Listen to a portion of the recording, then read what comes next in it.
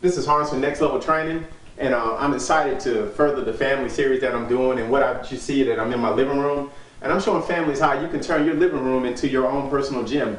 And I want to show you how you can get in your top, most optimal shape, even by some of the most simplest instruments of equipment. So today, I simply just have some resistance bands in my hand. You can see these at most gyms that you can go to, but these are easily as purchased at a Walmart. That you could go to. They're very inexpensive, but there's so many different exercises that you can do with these. So seeing that I'm a core balance trainer, I'm going to teach you how to get your core engaged by using resistance bands. But resistance bands are powerful. It's just basically a rubber band, okay?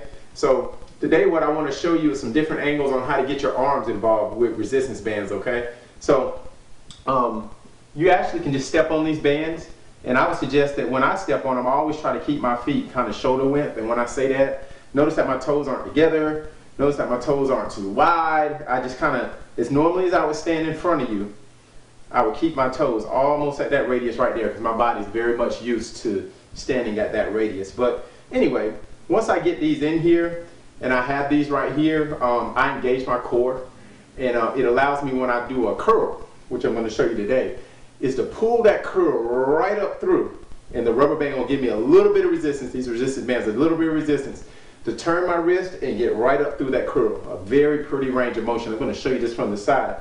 But the resistance bands give me just enough resistance where it really works my arms. Let me show you a couple of these. Let me turn to the side so you can see this balance. Notice I use core balance, so I'm definitely not straight knee when I do these. I always teach to have a little balance on my knees, so I'm not like this as much as I'm like this. This engages my core. But I want you to show you how much my biceps actually get involved in this just by using the resistance band. So core nice and engaged, and I'm up, and I pull all the way up. Both hands nice and symmetrical. This is a good little piece of resistance, and this will definitely build you right in your house. Show you about two more of these.